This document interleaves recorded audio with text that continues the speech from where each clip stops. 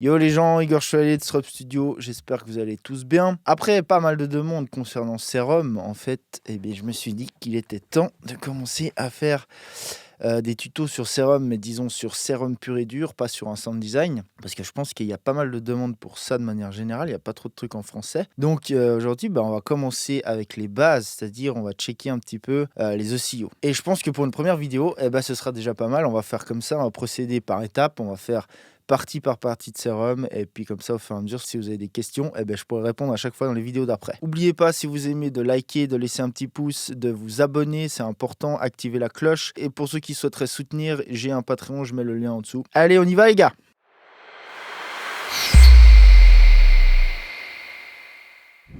Ok, donc cette vidéo, elle va être quand même pas mal pour les débutants dans l'absolu, pour ceux qui ne connaissent pas vraiment Serum. Ok, donc c'est parti. Dans Serum, concrètement, on a 3 oscillateurs, d'accord, un sub et 2 fois le même A et B. Et on a un noise oscillateur, mais en réalité, c'est pas un vrai oscillateur, c'est plutôt une petite partie sampling dans l'absolu, parce que tout ce que vous trouvez ici comme noise, c'est en réalité des samples audio qu'on peut retrouver dans des dossiers sur notre disque dur. Ou d'ailleurs, on peut aussi mettre nos propres fichiers audio. Donc voilà, c'est en fait une partie sampleur très simple. Ok, maintenant on va se concentrer sur un oscillo bête et méchant. Donc par défaut, Serum, quand vous le mettez en init, il vous sort un sawtooth, d'accord, une dent-scie. Et donc vous avez accès à plusieurs paramètres. On va commencer par le haut. Les premiers paramètres du haut, en fait, c'est tous des paramètres qui touchent à la fréquence ou au pitch de votre oscillateur. Pourquoi il y aurait plusieurs paramètres comme ça, un qui permet de changer par octave, un par semi-ton, un par fine, par cent en fait en gros, et un dernier qui permet de changer le pitch mais de manière glidée, c'est-à-dire qu'on peut, en gros, si je vous fais écouter... Ok, donc dans l'absolu, ils font tous la même chose, sauf ils le font de manière différente. Pourquoi nous avons en fait 4 manières de toucher le pitch? En gros, c'est pour pouvoir faire des automations dessus. Des fois, on a besoin de pouvoir faire des automations de pitch, mais très fines. Des fois, on veut faire des trucs très drastiques, on peut utiliser celui-là. Puis des fois, on peut faire par step, comme par escalier, comme ça, changer d'octave ou même de semi-ton, quoi. Donc voilà où on règle la fréquence de nos oscillos. Ensuite, on a ici une partie unisson dans chaque oscillateur, donc pour A et B. Et la partie unisson, elle nous permet de faire quoi? Elle nous permet en fait de créer des duplicata de notre waveform qu'on a ici. Et à partir de là, ces duplicata, on peut les détuner. Ok, donc si par exemple j'en crée 3, on voit visuellement ici, maintenant je n'ai plus une seule sawtooth, j'en ai 3. Et j'ai celle du milieu qui reste normale en termes de pitch, et les deux du côté gauche et droite, elles sont détunées. Et ici, je peux choisir de combien je les détune.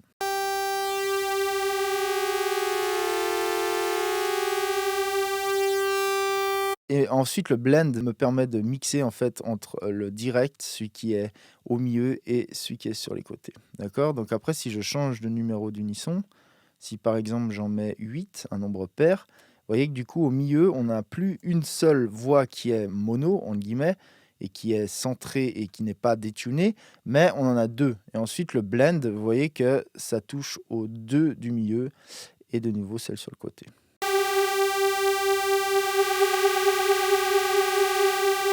Donc voilà, ces 3 parties-là, ça nous sert à créer plusieurs voices, ça nous sert en fait à créer un espèce d'effet de chorus, et ça permet de grossir le son, de le rendre plus fat, ça permet de créer de la stéréo aussi, mais en même temps, on perd un petit peu en focus, on perd un petit peu en punch et en précision dans le son. C'est un paramètre typique qu'on a sur les synthés.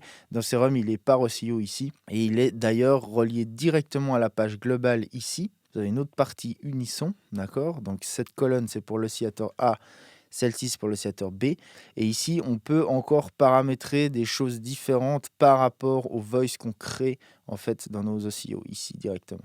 D'accord? Donc si par exemple, je vais rester simple, je mets 3 voices comme ça. Je vais les détuner un peu moins et les mettre un peu plus fortes.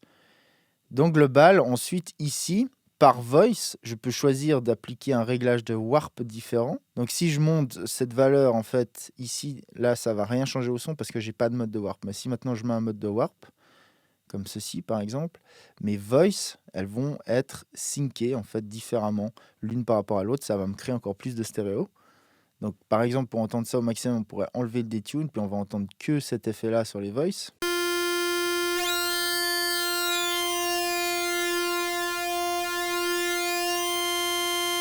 Ok, vous voyez que quand gauche et droite, En gros, les deux voices qu'on a créées en plus de celle du milieu, elles sont désyncées l'une par rapport à l'autre. C'est-à-dire qu'ici, il y a cet effet de warp qui est appliqué dessus.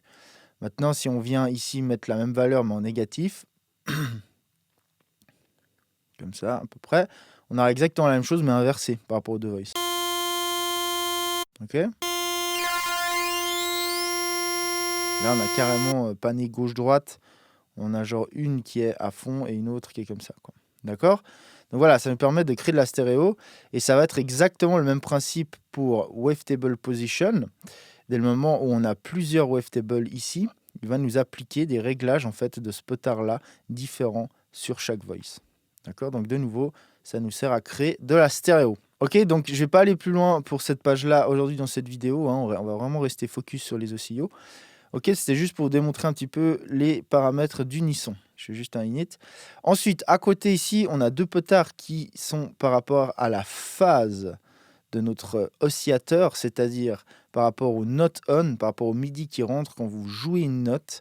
Si vous avez le random à 0, votre oscillateur, votre waveform, elle va toujours commencer par là où vous choisissez. C'est-à-dire si je me mets là au début, à chaque fois que je fais un note on, mon oscillateur il commence bien là. Et à chaque fois, il restart. Si on crée un sinus, ok, puis je me mets sur une fréquence plus grave, peut-être par là. Là, on est au point 0, donc c'est-à-dire que notre sinus commence à 0 et commence à osciller à chaque fois que je fais une note. Si maintenant je me mets là, pour ça, il faut enlever l'attaque, mettre l'attaque à 0. Si maintenant je me mets là, donc, vous voyez que j'ai un petit clic au début de chaque note. Pourquoi? Parce que mon oscillateur, il commence ici. Donc, il ne commence pas à amplitude 0, donc ça crée un clic. Hein, les bases de l'editing, si on ne coupe pas amplitude 0 ou si on ne fait pas des fades, ça clique. Là, c'est exactement pareil, on crée un clic. Et ensuite, ici, on a une plage qui s'étend en jaune. Hein, et ça étend la plage de random, c'est-à-dire c'est la plage sur laquelle notre signal peut commencer de manière aléatoire à chaque fois que je fais une note. Vous voyez que là, des fois, on a des clics, des fois pas, parce que voilà, des fois, on commence là, des fois là, etc. Donc ça, de nouveau, c'est aussi deux potards qui sont reliés à la partie unisson, dans le sens où ça va aussi agir sur chaque voice que vous créez. Hein. Donc si maintenant, je mets une phase random et que je crée 3 voices, mes 3 voices à chaque note on vont commencer sur une phase random à chaque fois. Donc ça va créer encore plus de stéréo. Si j'enlève le random, chaque voice va commencer en même temps avec la même phase. Et du coup, ce sera moins stéréo. Donc ça, c'est de nouveau, suivant les sons qu'on veut faire, ça peut être utile ou pas. Si on veut un son qui soit plus vivant, qui bouge un petit peu à chaque fois, qui soit un petit peu différent à chaque fois, on peut laisser du random. Si on veut exactement à chaque fois le même son, comme quand on redesign des drums par exemple, en général, on ne veut pas de ça. Donc on va plutôt mettre le random à 0, puis ensuite la phase, il faut essayer, ça dépend, c'est OK par cas. Donc voilà, ensuite on a le potard Wavetable Position, WT Pose, ici, qui permet de morpher entre plusieurs waveforms. Donc je vous fais juste une quick démo, hein. Là je crée 2 waveforms, d'accord? Je fais un morph, on y reviendra en long et en large après dessus, vous inquiétez pas. Et avec ce potard, je peux changer, morpher, ok? Ou si par exemple ici, on choisit une waveform qui est déjà faite, qui existe, ça nous permet de morpher entre les différentes waveforms qu'ils ont créées pour nous. Ensuite ici, nous avons les modes de warping. Laissez-moi faire juste un init. Donc je disais, on a les modes de warping, c'est des modes en fait qui nous permettent de déformer les waveforms qu'on a ici pour créer des nouvelles sonorités en gros. Hein. Donc on a les 3 premières, c'est des syncs qui font sensiblement la même chose, à la différence que sync window 1,5 et window full, ça crée des fades aux extrémités, ce qui enlève un petit peu des clics de temps en temps, suivant les waveforms que vous utilisez. Si maintenant vous utilisez un sinus par exemple, hein, et que vous mettez le mode sync, le premier, regardez ce que ça fait.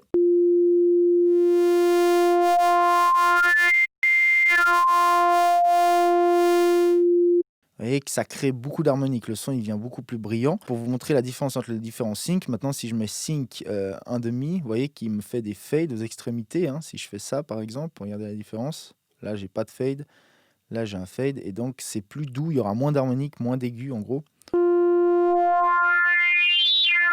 Ok, et le sync window il fade encore plus des deux côtés. Hein. Ensuite, on a les bends plus, moins. Ça, c'est juste une manière de warper votre waveform, hein, d'un sens ou de l'autre. Ok. Ensuite, on a le fameux Pulse Width Modulation, hein. C'est super classique. Généralement, sur les synthés, on a ça sur des carrés, sur du square. Donc, ce serait ça. Et ça crée comme sonorité. Vous voyez que ça, c'est comme si vous écrasiez votre waveform sur un côté, hein.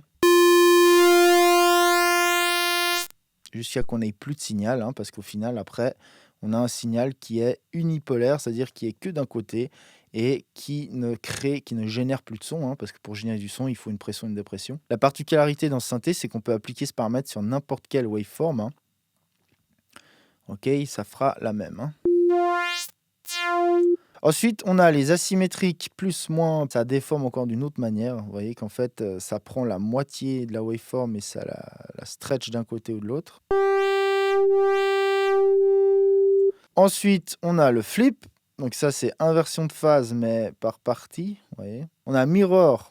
Donc ça, vous voyez que ça prend la demi et ça vous la mirror. Donc la demi waveform, hein.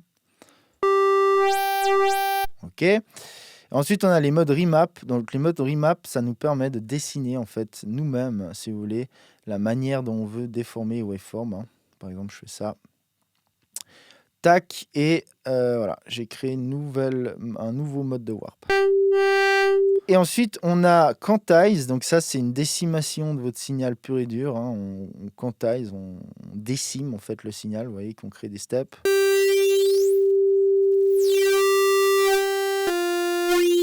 Vous pouvez voir ça comme une forme de distorsion un peu. Sauf que là, elle est appliquée direct à votre waveform. Ensuite, vous avez les modes de modulation, donc FM, AM, RM, FM Noise Husk et FM Sub Husk. Donc, qu'est-ce que c'est que tout ça? Si je me mets en FM from B, ce potard devient mon taux de modulation et du coup, mon oscillateur B devient mon modulateur. Donc, en gros, en FM, hein, vous avez modulateur et carrière. Lui devient le modulateur et lui, le carrière, c'est celui qu'on écoute. Donc, après, vous pouvez le mettre sur off. On n'est pas obligé de l'entendre, hein, et il va quand même moduler, hein. Ok, si je me mets très bas.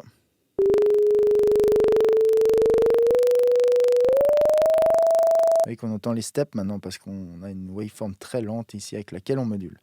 Ensuite, vous avez pareil AM from B, c'est-à-dire que là, au lieu de moduler la fréquence de A, on module l'amplitude, c'est l'amplitude modulation.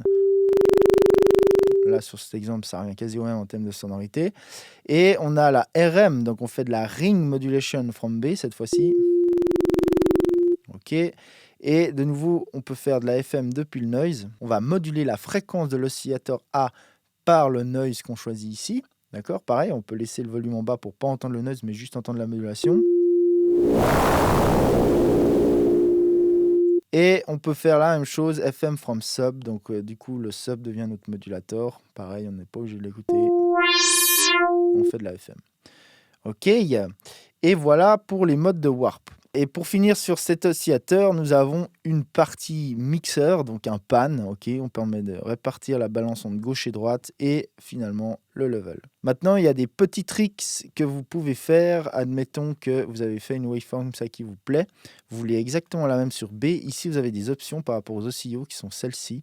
Vous pouvez faire copy A to B. Bim, il vous copie directement la waveform. C'est bien pratique. Vous pouvez aussi faire copy A to B ou B to A, à l'inverse aussi, hein, mais A to B avec les modulations. Si par exemple ici vous avez créé une modulation que vous aimez bien comme ça, par exemple, vous pouvez venir là, faire A to B with mod, bim, et il vous copie les deux mêmes modulations, tout pareil. Ok, donc maintenant on va aller voir un petit peu sous le capot de ces oscillos, qu'est-ce qui se passe, parce que c'est là le méga point fort de Serum. Pour ça, vous appuyez ici sur le petit crayon et vous arrivez dans l'éditeur en gros de Wavetable. Donc vous avez deux parties dans cet oscillateur Table Edit. Vous avez la partie ici, qu'on pourrait appeler la partie des harmoniques, en gros, okay, qui nous permet de créer des waveforms directement en manipulant les harmoniques et leurs phases en dessous. Donc en blanc, vous avez les octaves. Donc ici, vous avez l'octave d'au-dessus.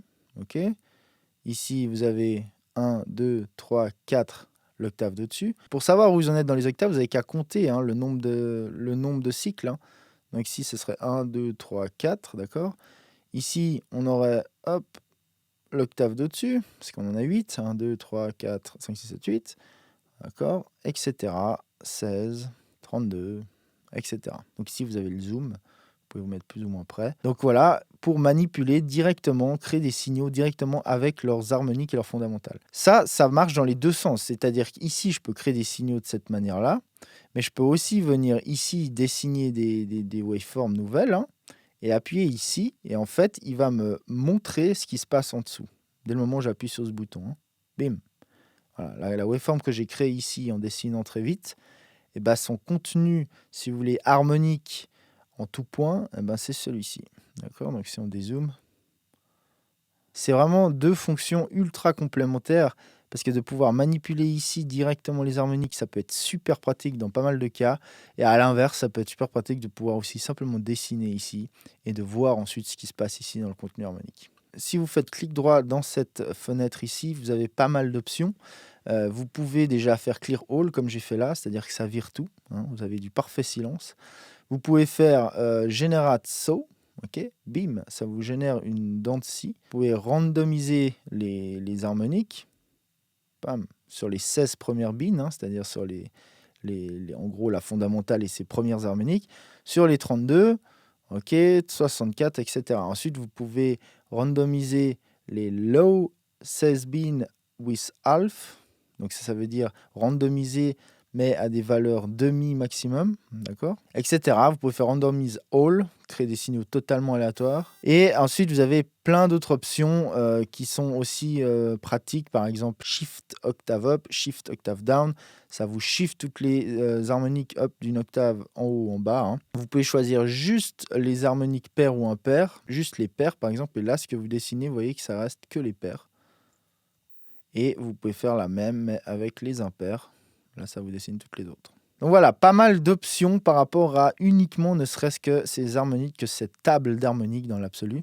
C'est déjà super deep en soi. Hein. Franchement, je ne connais pas beaucoup de synthé qui permet de faire ça. Hein. Je fais juste un init pour vous montrer maintenant peut-être un exemple concret de l'utilisation de ces différentes tables d'harmoniques. La première utilisation, ce serait de pouvoir enlever simplement les harmoniques qui ne nous intéressent pas. Hein. Je vous donne l'exemple de créer une sub-bass. Si vous voulez créer une bass, vous pouvez utiliser une saw, hein, c'est un trick bien connu, et appliquer un filtre dessus.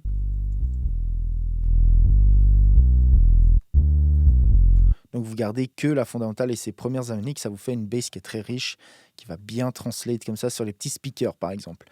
Le problème de ça, c'est que le filtre ici, la pente du filtre, suivant le nombre d'harmoniques que vous voulez garder, que vous filtrez, votre fondamentale hein, qui va se trouver par là, suivant les notes que vous jouez, si vous jouez des mélodies maintenant avec cette bass, il se peut que certaines fois, la fondamentale, elles sont un petit peu plus basses que d'autres à cause de la pente du filtre. D'accord ? Donc ce ne sera pas méga régulier. C'est souvent le problème en utilisant cette technique. Donc au lieu de filtrer bêtement et méchant comme ça avec un vrai filtre, ici vous pouvez utiliser justement cette table d'harmoniques pour choisir uniquement les harmoniques que vous gardez. C'est-à-dire que déjà on va appuyer ici, bim, ok, donc maintenant on voit tout ce qu'on a. Et on peut choisir, on va dézoomer à fond, hein, et on va venir cutter comme ça toutes ces harmoniques qui ne nous intéressent pas. Et on va garder peut-être juste les premières. Ok. On va zoomer maintenant, voir ce qui se passe un peu plus près. Ok, on peut dire par exemple, voilà, on va garder juste ces 3 premières harmoniques. Si maintenant celle-là un peu trop aiguë, on peut venir peaufiner ça. Hein. Ok, et maintenant, on a vraiment comme si on l'avait filtré, sauf que maintenant, peu importe la note que je joue, hein, même si je joue une note aiguë, j'ai toujours exactement le même rapport entre ma fondamentale. Ma fondamentale aura toujours le même niveau et mes harmoniques. Donc ce sera beaucoup plus clean de le faire comme ça. Ça, c'est une utilisation, par exemple, typique voilà, de cette table d'harmonie qu'on a ici. Et donc maintenant, en dessous, nous avons le éditeur de Wavetable, c'est-à-dire on peut dessiner ici directement, entre autres fonctions. Donc ce qu'il faut savoir, c'est que dans Serum, vous pouvez avoir 256 waveforms, ok, et ces 256 waveforms vont à chaque fois s'afficher ici. Donc ici, on n'en a qu'une. Si maintenant, ici, on appuie sur le plus, on en a deux sawtooths, d'accord. Et maintenant, je peux venir, par exemple, ici, faire un carré. Donc là, j'ai une sawtooth, un carré. J'ai 2 waveforms. Ici, vous avez le nombre de waveforms que vous avez. Hein, okay, et vous pouvez scroller ici entre les deux directement en drag and dropant. De même manière que maintenant, si on revient sur notre view standard, la wavetable position, il permet de scroller entre nos deux waveforms. Donc maintenant, tout l'intérêt, c'est de pouvoir morpher d'une waveform à l'autre. Donc pour morpher d'une waveform à l'autre, d'abord, je vais créer simplement une sinus, ce sera ma première wavetable, et ma deuxième wavetable, ce sera le même sinus, d'accord, inversé en phase. Donc pour inverser en phase, je peux me mettre à 50% ici, d'accord. Si je commence à bouger, vous voyez que ça change simplement la phase. Donc à 50% pile, on a une parfaite inversion de phase entre les deux. Et en plus de ça, je vais rajouter une composante maintenant sur cette deuxième wavetable qui va être une fréquence aiguë, par exemple celle-là. OK ? Donc là, on voit clairement qu'on a notre fondamentale, qui est celle-ci, c'est cette grande oscillation. Et dans cette grande oscillation, on a une petite oscillation qui est cette harmonique-là. Donc maintenant, j'ai vraiment mes deux wavetables et je vais vous montrer les différents modes de morph que vous pouvez faire entre les deux. Pour appliquer du morph, vous avez en gros 4 modes de morph. Le premier est le classique qu'on retrouve dans tous les synthés wavetables, c'est le crossfade. Donc crossfade, regardez ce que ça fait dès que je fais un crossfade. Bim. Vous voyez que maintenant, ce qui a changé, c'est ici, j'ai plus 2 waveforms, mais j'en ai 256. D'accord ? La première, ici, c'est le sinus. Et la deuxième, on voit que c'est la 256e. C'est donc ma résultante, c'est ça, c'est ce que j'ai créé ici. Et donc maintenant, ici, vous voyez que je peux vraiment faire un scroll, un glide entre mes deux waveforms. Et maintenant, pareil, si je reviens ici, je peux faire les deux de manière clean. Donc ce qu'il faut bien comprendre, c'est que dès le moment où vous faites un morph, quel qu'il soit, il va interpoler en fait les waveforms qu'il faut entre les différentes wavetables que vous avez créées pour pouvoir faire une liaison clean comme ça. Donc maintenant, je vais revenir en arrière, d'accord. Je n'ai plus de morph, j'ai toujours les deux wavetables de base. Je vais vous montrer la différence maintenant si vous faites un spectral. Donc crossfade, c'est du pur crossfade, c'est-à-dire qu'il crée vraiment les intermédiaires comme si on faisait un crossfade en éditant comme ça 2 fichiers audio. Maintenant, on va faire spectral. Spectral, c'est un mode qui va analyser en gros la phase et le pitch des deux ou des différentes waveforms que vous avez créées et qui va interpeller que de cette manière-là différemment d'autres waveforms. Donc c'est un algorithme différent qui va créer des résultats différents. Donc essayons spectral. Regardons la différence. Vous voyez que maintenant la phase ne bouge plus de la même manière, par exemple. Vous voyez que ça fait une vague qui bouge comme ça. Ok, donc ça va avoir un résultat différent en termes de son. Mais vous voyez que spectral, voilà, il interpelle les tables pas de la même manière. Donc après, de nouveau, il n'y a pas de règle, il faut essayer. De manière générale, si vous voulez vraiment un truc très clean qui touche le moins possible à vos différentes waveforms, le crossfade sera de manière générale celui qui marchera bien. Et ensuite, on a les deux autres modes spectraux qui sont le 0 fundamental phase, 0 all phase. Donc ça, quelle est la différence? Pour ça, je fais déjà un annulé. Donc j'ai de nouveau juste mes deux waveforms. Donc maintenant, vu qu'ici, en fait, j'ai un sinus en phase, ici, j'ai le même sinus, mais hors phase, avec un deuxième sinus beaucoup plus aigu qui, lui, est en phase. Regardez bien. OK. Donc maintenant, je pourrais aller faire une petite modif ici. J'appuie là. Et ce sinus-là, je vais faire la même. Je vais le remettre hors phase aussi. D'accord? Donc on va à 50. Comme ça. Vous voyez que le petit sinus commence par une dépression, donc il est hors phase, en gros. Et de la même manière, le grand sinus commence par une dépression. Donc les deux, là, en gros, on a ces deux sinus qui sont additionnés hors phase. OK, comparé à celui-là, on a un grand sinus, une fondamentale en phase. Je répète bien parce que vous allez voir, c'est important. Donc maintenant, je vais faire un spectral 0 fondamental phase. Qu'est-ce que ça va faire? Ça va faire qu'en fait, il va détecter la fondamentale dans tout votre wavetable. OK, et il va remettre juste fondamentale en phase partout.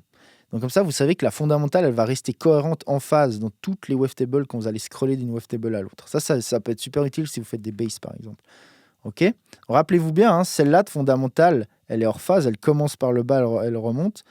Et celle-là, elle commence par le haut. Donc maintenant, je fais mon morph spectral 0 fondamental. Donc vous allez voir que maintenant, j'ai toujours mon deuxième sinus, mais vous voyez que maintenant, ma deuxième fondamentale, elle commence par en haut une pression et elle finit par une dépression. Donc, il me l'a remis en phase. Par contre, mon petit sinus, là, lui, il est toujours hors phase. Okay, il commence par une dépression. Okay, maintenant, je fais annuler. Et je vais vous faire le morph spectral 0 all phase. Donc ça, c'est la même chose que celui-là, sauf qu'en plus de la fondamentale, il va resetter les phases, mettre en phase, en gros, toutes les fréquences de tout ce qu'il détecte. D'accord? Tac. Et maintenant, Regardez que maintenant le grand sinus est en phase, il commence par une pression et le petit sinus, il est aussi en phase, il commence par une pression. Le plus simple et celui qui va marcher le plus souvent, ça va être le crossfade. Si vous voulez le moins modifier les wavetables que vous avez dans l'absolu, que vous gardez un max la sonorité qu'elles ont, le crossfade sera sensiblement celui qui marche le mieux. Ensuite, le spectral, il faut essayer. Et ensuite, les histoires de fundamental phase. Tout dépend de ce que vous faites comme wavetable. Si vous avez des wavetables très différentes les unes des autres et que vous voulez par exemple garder la fondamentale vraiment en phase, qu'elle soit tout le temps au même niveau, ce sera peut-être pas mal de faire celui-là. Et sinon, si vous voulez un max de cohérence en toutes les phases, mais alors là, en général, ça change beaucoup plus la sonorité des wavetables si vous en avez beaucoup. Ce sera par exemple le morph spectral qui ira le mieux parce que lui, il va mettre tout le monde en phase et du coup, il va aussi changer un max le son en soi. Ok, mais dans l'absolu, voilà, faut essayer, expérimenter. Il n'y a pas vraiment de règles de nouveau. On a juste le choix de 4 algorithmes différents, quoi. Donc voilà, comme je disais en début de vidéo, on va aller par step. Donc voilà, je ne sais pas de nouveau combien il va y avoir de vidéos dessus. On verra, ça dépendra un petit peu du temps que ça met à chaque fois. Mais je pense qu'en tout cas, on va se garder pour une des dernières vidéos tout ce qui est importer les fichiers audio, comment les importer, suivant ce qu'on veut, si on veut garder le pitch, etc. Toutes ces fonctions un petit peu advanced comme ça qu'il y a dans le Wavetable Editor, on le fera de long et en large, en fait, je pense, vers la fin, qu'on aura un petit peu dégrossi tout le reste, quoi. Ok, donc voilà les gars, si vous avez aimé, likez. Si vous avez des questions, commentaires, allez-y, lâchez-vous. Posez des questions, peut-être je pourrais y répondre dans les prochaines vidéos. Et surtout, abonnez-vous, activez la cloche. Si vous souhaitez aussi soutenir un petit peu le channel, j'ai un Patreon et je mets le lien en dessous. C'était Igor Chevalier Strop Studio. Ciao les gars.